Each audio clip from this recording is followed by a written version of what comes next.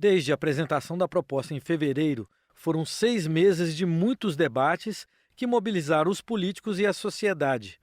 A Câmara concluiu o segundo turno da reforma da Previdência com a apreciação dos destaques.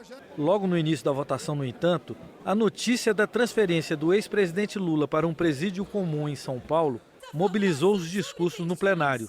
Dezenas de parlamentares, inclusive da base do governo, comentaram a decisão da Justiça do Paraná, afinal revertida por decisão do Supremo. O que está acontecendo com o presidente Lula, com o ex-presidente Lula, é a superação da vontade do juiz à lei. E, na verdade, não está acontecendo com o presidente Lula, está acontecendo no processo judicial brasileiro.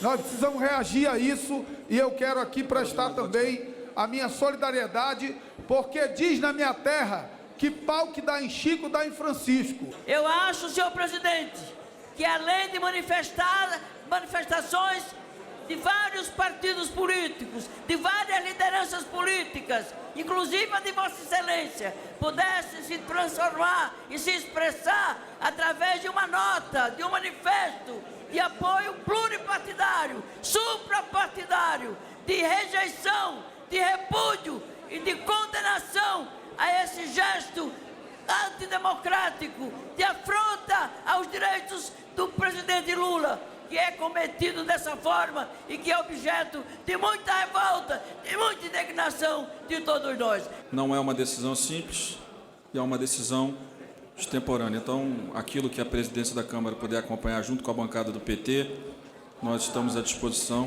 para que o direito do ex-presidente seja garantido.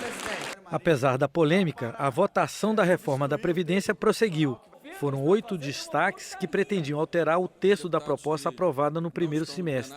A principal mudança tinha como objetivo garantir que o valor das pensões não fosse menor que um salário mínimo. Uma portaria editada pelo governo na terça-feira garantiu o apoio da maioria à manutenção do texto. A viúva ou o viúvo estão protegidos não só pela PEC e pela lei, mas por esta portaria que foi editada pelo governo. Ou seja, qualquer um, essa era uma preocupação aqui da bancada evangélica e também das mulheres, qualquer um que tem uma renda extra, seja de vender o pastel na feira, seja de um aluguel, de um trabalho intermitente, de uma diária, qualquer um que tenha um trabalho aos finais de semana, qualquer um que tenha uma renda inferior a um salário mínimo, esta renda não será contabilizada como renda formal. Logo, o pensionista receberá a pensão integral. É simples e é matemático, pronto, acabou. O governo anunciou um acordo que, em tese, garantiria esse benefício. Mas se garante, por que não apoia o destaque do PCdoB?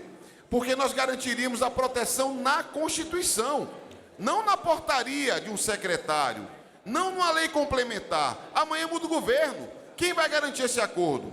Isso é algo muito grave, porque uma empregada doméstica que hoje poderá ter o trabalho intermitente, recebe o seu salário e perdeu o seu companheiro, o seu esposo, perde o emprego, ela terá a sua pensão em 50%, 60% do valor, a depender do número de filhos menores que tenha, porque a cada filho menor, 10%. A portaria que foi editada e não pode ser publicada, ela não é maior do que a Constituição. E a Constituição ainda não foi modificada. A portaria e o seu entendimento, infelizmente, não garante que esse salário mínimo seja refeito. As viúvas que não têm renda até um salário mínimo receberão um salário mínimo. Elas receberão um salário mínimo. Mas as que têm renda maior que o salário mínimo vão entrar na regra geral. E aquelas que têm filhos dependentes vão receber mais do que aquelas que não têm filho dependente. É uma regra justa, é uma regra que existe no mundo, que o Brasil não fez ainda, para poder criar a construção de um processo que possa permitir efeito social e fiscal justo. Foi uma longa jornada até aqui. Em todas as etapas da aprovação da reforma da Previdência, membros do governo, da sua base de apoio no Congresso e mesmo deputados da oposição sempre ressaltaram o papel de liderança do presidente Rodrigo Maia na condução desse processo. O trabalho, presidente, extraordinário de Vossa Excelência. Vossa Excelência liderou a Câmara dos Deputados. Vossa Excelência construiu uma relação de altivez, respeito e, acima de tudo, patriotismo na relação que se construiu internamente na Câmara dos Deputados e com o governo do presidente Jair Bolsonaro. E, em nome do governo Jair Bolsonaro, eu quero agradecer a Vossa Excelência pela forma extraordinária, equilibrada, brasileiramente apaixonado pelo nosso país e que está nos levando, na noite de hoje, à consolidação de uma transformação da vida brasileira. Em tempos de arroubos autoritários, Vossa Excelência tem sido, na condução dos trabalhos desta Casa, alguém que prima pelo equilíbrio.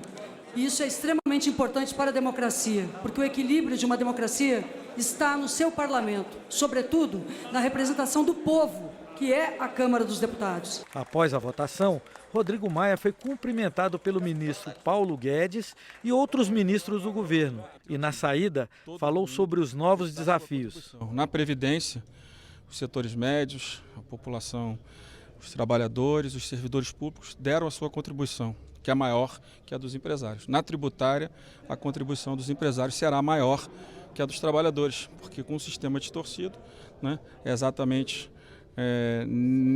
nessa distorção que a gente vai precisar encontrar uma solução para equilibrar, para dar mais simplicidade e acabar com problemas que vêm de muitos anos, como a guerra fiscal no Brasil.